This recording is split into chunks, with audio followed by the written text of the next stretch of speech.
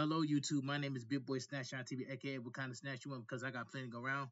This is my AEW Dynamite review on High. So if you guys are new to the channel, make sure you guys please go watch the video from all the way from the beginning all the way towards the end. Hit that like button, subscribe to my channel for more ways content that I do on the channel because I'm on the road to 10K and become a YouTube partner. Now go check out my WWE NXT review on highlights, and that's all I have to say. Now AEW Dynamite was a solid show, but it had some good matches. AEW is live from Huffman East State, Chicago, Illinois. We get into the we get the intro video featuring Sum 41 before heading to ringside for a proper welcoming us to Beach Break. Commentary hypes the steel cage main event. Will Ospreay's music is bringing the aerial assassin out for our opening match. Hangman Page makes his entrance next to a big pop. Page singing, signing a young fan shirt in the front row before entering the ring to a smile from Will Ospreay. Rounding out the competitors are their opposite. I'm sorry. Rounding out the competitors are their opponents as Kanushka, Takeshka, and Johnson Alexander make their way to the ring before the bell rings to get this match on the way. So we get the first match: Will Ospreay and Hangman Adam Page versus Don Callis family, Kanushka, Takeshka, and Johnson Alexander. This tag team match, this was really good.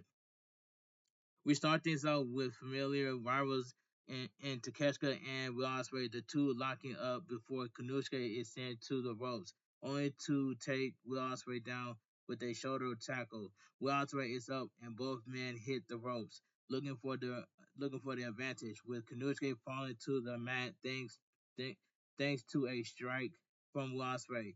Tag made to Alexander as the crowd lets Collins know how they feel about him. But Will Ospreay is less eager to tag Page at first. This costs him as Josh keeps him isolated, sending Will Ospreay back to the family corner instead. Josh Alexander, Josh Alexander stays on the attack before Kanushka tags in for a double team and then goes after Hangman Page to keep the referee distracted as Josh lays in more punishment. Josh goes out and Josh goes out and as Takeshita continues the beatdown. Um, only for Will Ospreay to finally get the tag to Hangman Adam Page. He keeps Alexander at bay with a moonsault off the apron before getting back in the ring to hit a Philly driver for a 2 count. He sends Takeshka to the corner for a lariat and a snapmare, but Takeshka is back up as the two trade strikes. Takeshka starts to take control, but is sent down hard with a sit-out powerbomb to get Page there too. Page is hesitant on the tag, but do so allowing Will Ospreay to lay into Takeshka with some kicks. The two stare each other down before Page gets a tag to come back in a double team to send Takeshka to the ropes, but thanks to an assist from Alexander, Will Ospreay is sent to the floor, and Page is propped up on the apron, taking a crossbody from Alexander before Takeshka hits a dive onto both his opponents to send them to the floor as we go to a commercial break. We're back from commercial break. Alexander has control of Page before the hangman gets to his feet. Page starts to fight back, eventually breaking free of an ankle lock to get the tag to Ospreay. Will Ospreay unleashes a fury of offense, communicating in a sky twister press for 2 count. Takes Alexander down. He takes Alexander back down again, but only gets another near fall. All right, tag mate to Takeshka, who hits a big blue thunder bomb and a brainbuster on the real assassin for the cover, but Page managed to break the pin. Page is sent out as Kanushka Takeshka connects with a haluva kick on Will Ospreay in the corner, but a double elbow attack by Takeshka and Alexander only yields at 2 count. Alexander gets the tag now, but he and Kanushka each get an Oscar before Will Ospreay covers, just for a 2 count. He sets up for a hidden blade, but Page tags himself in. Bit of an argument between them before Will Ospreay sends Takeshita to the floor and nearly gets hit with a buckshot lariat. Will Ospreay goes after Alexander but nearly catches Page with a hidden blade. After they stare each other down, they manage to finally connect with a combo, buckshot blade combo for the victory. I like that move right there. Blade shot, buckshot blade combo. I like that move right there. For the combo for the victory. The winner of the match for pinfall, Will Ospreay and Hangman Adam Page. This was a good tag team match. All right, the two stare each other down as their arms are raised, but Takeshita blindsides them, looking to cause more damage. Chaos ensues until the family is cleared out of the ring. Really good opening match. Enjoy the clear tension between Paige and Will Ospreay throughout. Good win for the pair, but you know there's a lot of heat building up for the on finals at the AEW Double or Nothing. Hashtag AEW Dynamite. You already know that Will Ospreay is going to win the Owen Hart Cup, to win the Owen Hart Cup tournament, and then he's gonna go out to then Will Ospreay is gonna take the title off of John Moxley, and I'm hoping I'm right about that one. All right, let me continue. Video package. Hype for tonight's main event as John Moxley defends the AEW World Title against Samoa Joe inside a steel cage.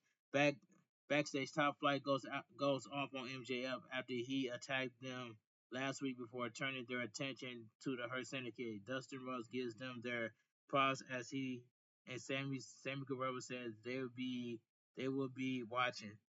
We head back to ringside as Ricochet heads down the ramp, still holding onto Zach Gowen prosthetic prosthetic leg and prosthetic leg as we look back at what happened on Collision to set this match up. Zach Gowen makes his way out next, using Crush through anyone who remembers him from 2003 will know he is just fine in the ring with one leg. Once the bell rings, Zach Gowen enters as we get this match underway. So we get Ricochet versus Zach Gowen, and this match right here, this was a, I might as well say this was a decent match. Ricochet starts to mark Gowen, who sets a base up for himself, calling Ricochet to meet him on the ground. Zach unique matters of movement trips Ricochet out to where he leaves the ring, refusing to get into it, only to find himself in range of a dive before growing Gowen to send him to the floor. Gowen gets Ricochet in a side headlock, smacking him on the head as a measure of revenge before getting a high five with his son. But this only gives Ricochet an opening as he sends Gowen into the barricade into the floor as we go to commercial break. We're back from commercial break. Ricochet has brought Gowen back into the ring and goes up top for a 450 splash. But Zach Gowen gets out of the way, forcing him to the outside instead. Gowen is on the top rope as Ricochet tries to go for the attack and gets hung up on his little bullets instead. Zach Gowen gets to a standing position in the corner only for Ricochet to lay in some strikes to knock him down. 450 splash connects from the cover, but Zach Gowen kicks out. Ricochet takes him down again for a shooting star press, but Zach Gowen managed to kick out of the following pin attempt. Ricochet is frustrated and as he hits Zach Gowen with a I'm not vertigo, vertigo, vertigo, but even that's not enough to keep Gowan's down. Ricochet leaves the ring for his scissors, but the referee pulls them away as he goes to get them put away. Zach Gowan's grabs his his prosthetic leg to hit a boot sort of on Ricochet. This gets him a near fall as he goes up top for a moonsault, but Ricochet out of the way, hitting a spirit gun for the win. The winner by pinfall Ricochet. This was a decent match. Ricochet is a bit of sore winner. However, he hits another spirit gun on Gallons, he continues to beat down until Mark Briscoe runs down for the save, clearing Ricochet from the ring and taking Zach Gallon's leg to stop another thief. All right. Backstage, we hear from MJF as he awaits Bobby Lashley answers. How talk about how important it is for the Hurt Syndicate to do business with him, and MVP cuts him off to invite him to the ring after the tag champs have their match tonight. With that, we head back to ringside for our next match. The Hurt Syndicate heads to the ring, and out next are Top Flight as they look to get the match that didn't happen last week. Top Flight enters the ring, and this match gets underway. So we get the Hurt Syndicate versus Top Flight, and in this match right here, how do I say this? This match right here, this was a squash match. This was a squash match. Sean Benjamin goes after both Darius and Dante, but they get the advantage on him, keeping Bobby Lashley away from a tag before Dante hits a dive that is followed by a Darius tope. Back in the ring, Darius hits a sling blade and Dante gets a frog splash for a two count. Bobby Lashley goes after him before making the tag, sending Darius into the corner for some more hurt and a near fall tag made back to Sean Benjamin, who hits a release German suplex lane and some more punishment for a tag to Bobby Lashley as Dante tags in, only to be laid out by Bobby Lashley. Sean Benjamin clears Darius away from the ring as Bobby Lashley locks in the hurt lock, and Dante is out cold as the referee calls for the bell. The winner by pinfall the Hurt Syndicate. This was a squash match, but I'm glad the Hurt Syndicate won. All right. The beatdown continues on Downtown until Dustin Rhodes and Sammy Guevara came out to put a stop to it, running them down before issuing a potential challenge for the AEW Tag Team titles. This is interrupted by the arrival of CRU, with Action Adrenaline running the Ring of Honor tag teams. The crowd is telling them to shut up as Leo Rush addresses the champ in the ring. CRU wants a shot at the titles, but Dustin must tell them they're not gonna cut in line. The confrontation is interrupted by MVP telling them they can fight it out on Collision, and the winners can get the AEW tag titles opportunity. MVP then addresses the short amount of time they have to commercial break, asking the fans to stick around as MJF is finally going to get what he deserves when he comes back. The tag team match did what it's supposed to do, but the bigger deal is that confrontation with CRU and Ring of Honor tag champs Dustin Rhodes and Sammy Guevara. Sammy Guevara, hey, remember that guy leading to a match on Collision? Meanwhile, MVP gets a pop from me for acknowledging the producer. All right, let's move on. So we go to commercial break. Back from commercial, the Hurt Syndicate are still in the ring. As MVP says, it's time for MJF to get what's coming to him. MJF's music hits, but the former AEW World Champion does not come out. Sean Benjamin he is asked to help MJF find his way to the ring, and Sean Benjamin has to has to go positioning where Tony Khan points to MJF, sitting behind Jerry Lynn with a smile on his face. MJF says he was about to pitch to them as he is brought out to ringside. That part was funny. Um, he gets in the ring as MVP tells him it's the day of his reckoning. These gentlemen have has their discussion and knowing what's coming. MVP gives his thumbs up before Sean Benjamin follows with a thumbs up as well. Bobby Lashley walks over to MJF with a smile and a hug before revealing a thumbs up going into the thumbs down and back and forth as it almost looks like Shelton Benjamin is about to let MJF out, but alas, Bobby Lashley gives a thumbs up.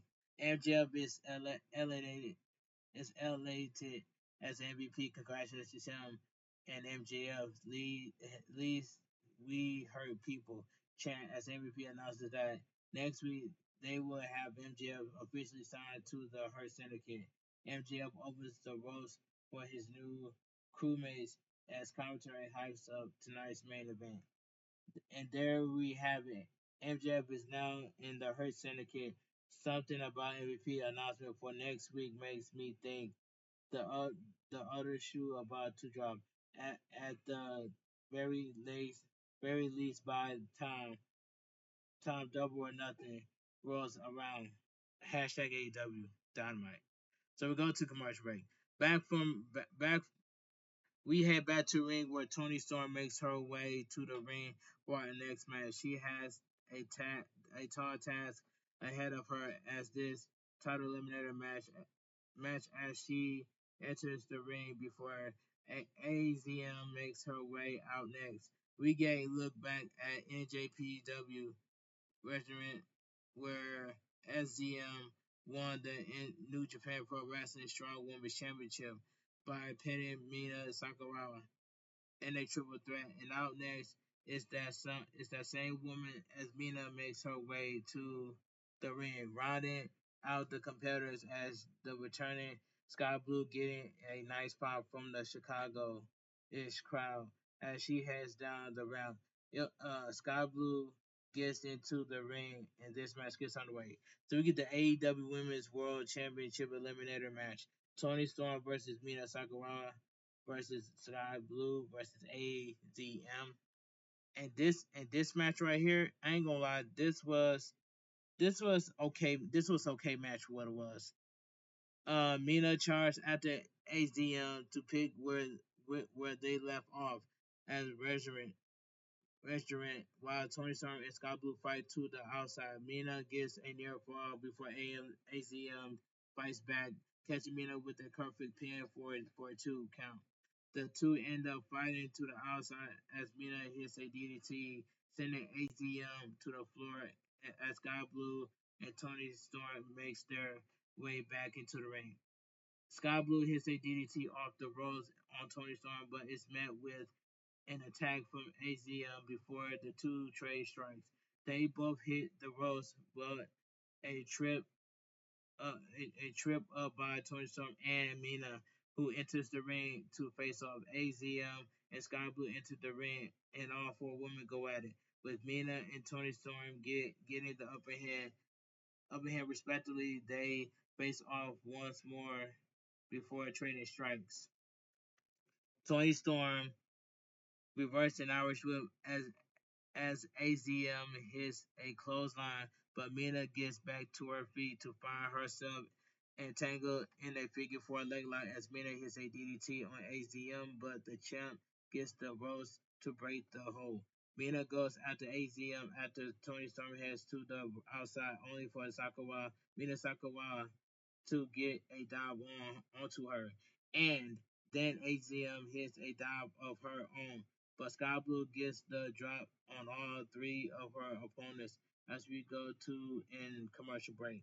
So we go to so we back from commercial break. All four women get to their feet to pair off between Sky Blue and Tony Storm and Mina and AZM. The two title holders are drawn to the mat as Sky Blue and Sakura trade strikes now, but they get taken down as Tony Storm hits a suplex on AZM, sending her to the corner with all three opponents on the corners. The champ runs the base with hip attacks. Mina is up and goes after her until AZM and Sky Blue get involved, with AZM being sent to the outside before Mina goes after Sky Blue until she gets hit with a drop kick by Tony Storm. She clears the ring before hitting Sky Blue, hitting a sky high on Sky Blue, but turns her attention to Mina Sakuraba instead of pinning, and this costs her as Mina sends her out.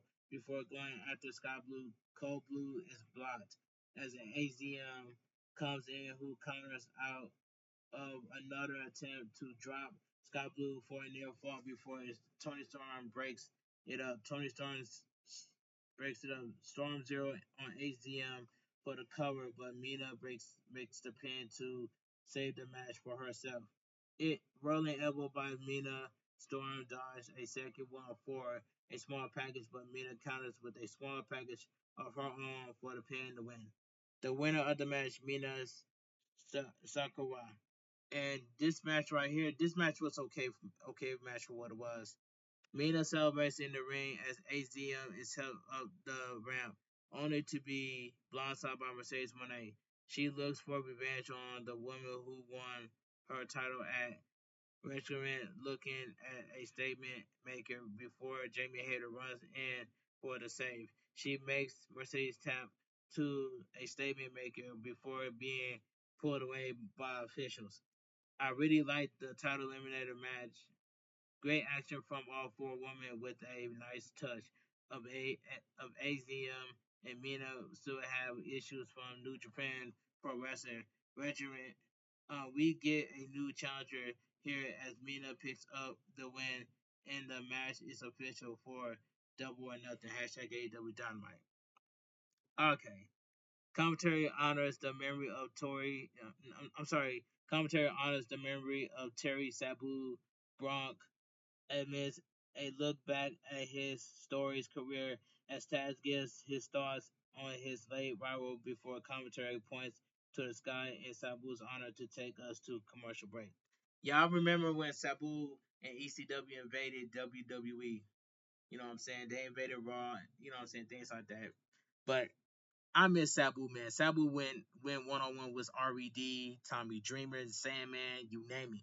Sabu has done it all. He has some cool springboard moves. He got the chair in the ring and he hits a springboard move off the chair over the ropes and land on his opponent. Sabu will never be forgotten, no man. Sabu will never be forgotten. So RP to Sabu, man. One of my favorite legends on ECW. All right, let's move on. So we go to commercial break.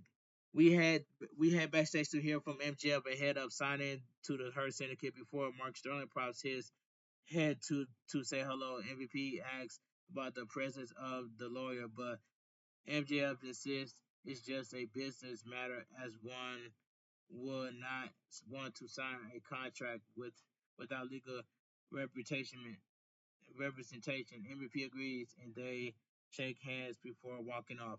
Back at ringside, we hear from Tony Schiavone and Nigel McGuinness, with Nigel McGuinness apologizing to Tony for his actions at Collision. He offers an apology to Daniel Garcia as well, as the latter makes his way to the ring, and we get a look back at what went down last Thursday night.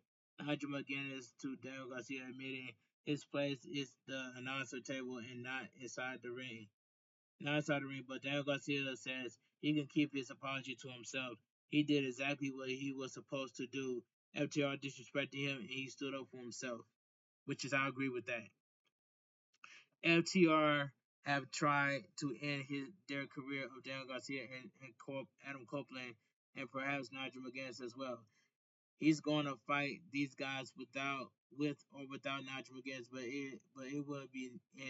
it would be an honor if we stood beside him and fight FTR. This brings out Big Stoke running Daniel and Nigel McGuinness down with FTR not here tonight, and he says Nigel McGuinness' actions were irregulars. He asks Nigel what his problem is, to which Nigel says when someone puts their hands on him, he puts his hands on them. That's facts by itself. Stokely mocks his fake apologies before telling Nigel McGuinness there are consequences for his actions. FTR and Stokes take talk it over, and Nigel's punishment should be getting in the ring with the greatest tag team alive in official match, so that they wouldn't be wouldn't be suspended for what they do to him.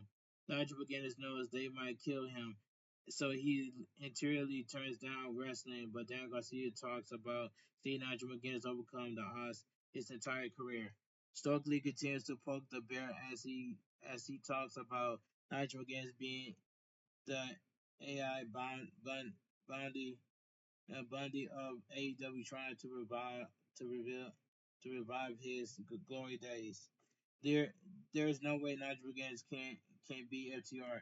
He could barely beat Habitats. This caused Nigel to drop the mic, possibly looking to square up with Big Stoke, but FTR blindsides him and Dan Garcia. Instead, they start a beatdown until Daddy Magic runs in the ring for the save, forcing FTR to Stoke to regroup up the ramp. Dax tears a pro FTR sign out of frustration as commentary on Heights of Collision Beach Break. Up next, however, is our main event as we see the steel cage of High ready to be brought down to a massive AEW World Title bout between John Moxley and Samoa Joe. So we go to commercial break. So we get there's been enough talk. It's time for our main event. Bad guy ringside. Samoa Joe makes his way down as we see the steel case in place for this world title bout. Out next is John Moxley with Maria Shafir. Walking beside him, holding the briefcase, presumably containing the AEW World Championship, as the pair heads through the crowd to get at ringside. John Moxley enters the ring as Maria Shafir hands over the briefcase, and the steel cage is locked before this main event gets underway. All right, and I heard a rumor that Dakota Kai is signed with AEW. But can you imagine Shayna Baszler shows up to AEW? Oh my goodness, man, that would be crazy that Shayna Baszler aligned with Death Riders. That'd be crazy. But I heard rumors that Dakota Kai has signed with AEW. I'm just hearing rumors. It is what it is. All right, so we get the main event of the evening: AEW World Championship Steel Cage match. John Moxley defends against Samoa Joe, and this match right here, it was a this was a really good steel cage match. This was a good main event match right here.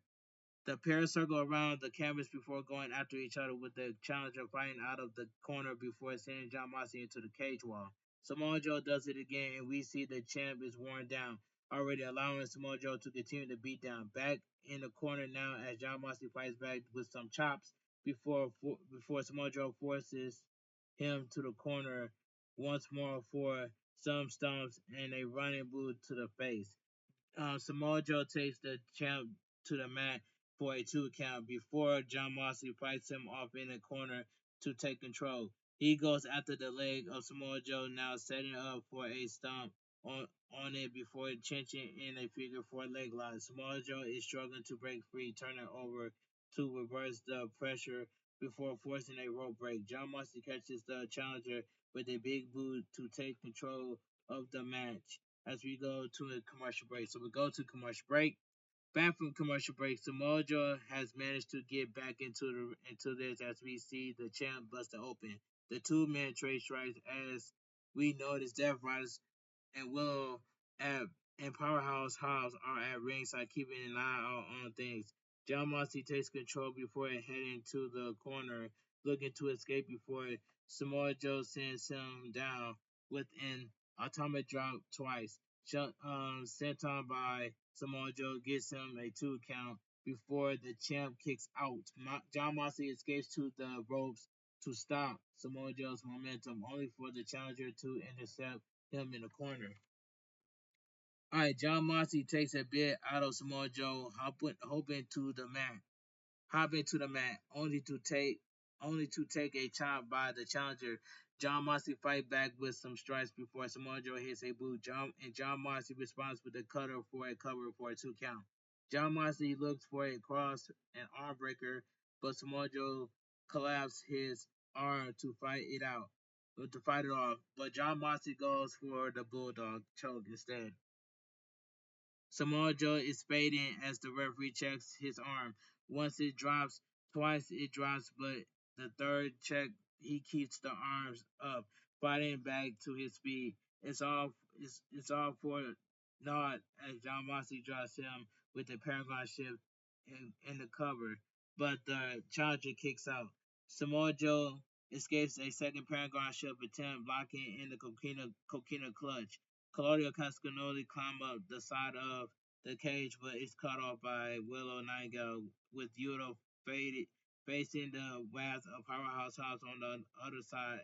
We soon see someone in the hoodie handing over the briefcase to John Moxley, who lands a nasty shot on Samoa Joe for the pin and the win to retain.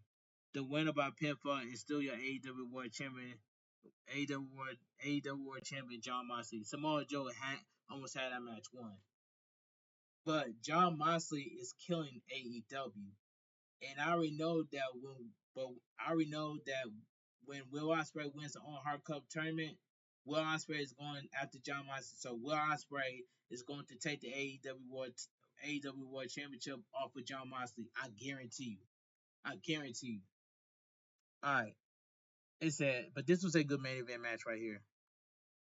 We soon see who handed John Moxley the briefcase as Gabe Kidd takes his hood off, shouting as he backs up the ramp. The cages rise as Powerhouse Subs go after Kid on the ramp, but Kid only to take a shot in the back by Claudio Castagnoli that barely faced him. Kid, however, drops the Powerhouse with a low blow before he heads into the ring with the Death Riders. The Young Bucks make their way to the ring now, looking to shake hands with the champ before Kenny Omega runs down the ramp. He fights them off until Okada comes running down, sending Kenny Omega into the ring before the Death Riders and the Young Bucks lays in a beatdown as the cage is lowered back down. Bailey fights off Okada to the back while the Young Bucks and the Death Riders continue beating up Samoa Joe and Kenny Omega until Swerve Strickland makes his way down. He goes up he goes up the side of the cage, getting the drop on the group inside for inside for the save. Matthews is trying to get the cage back up so they can make their escape. Regrouping on the ramp as Swerve Strickland addresses being back in this city after what happened at All Out 2024. He calls he calls himself the Fear, the most dangerous man in AEW, and he talks about wanting to cause a little anarchy. Double or Nothing, Phoenix, Arizona, an archery in the arena.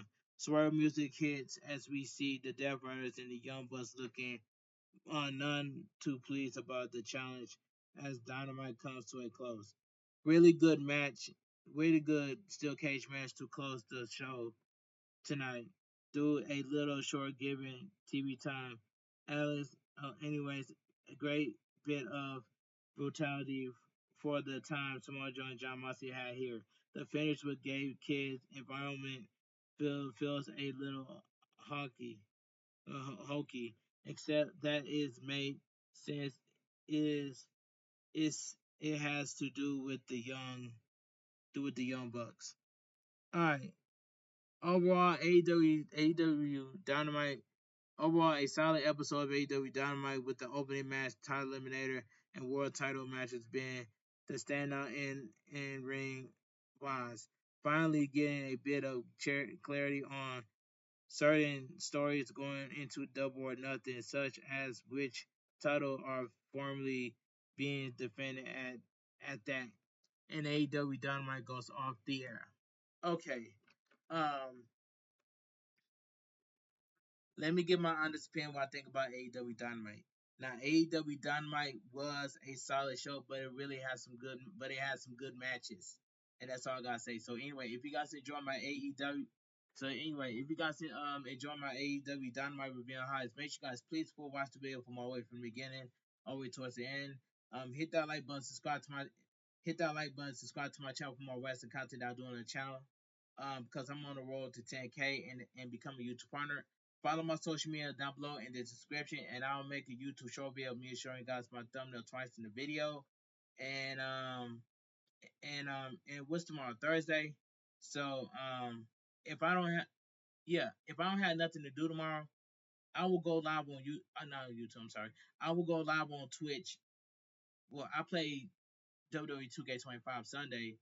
Then I played Fortnite last week, and that's all I gotta say. So tomorrow I will go live on Twitch for some Dragon Ball Sparking Zero. Hope to see you all there because I'm gonna get some more clips and I'm gonna post it on TikTok. And that's all I gotta say.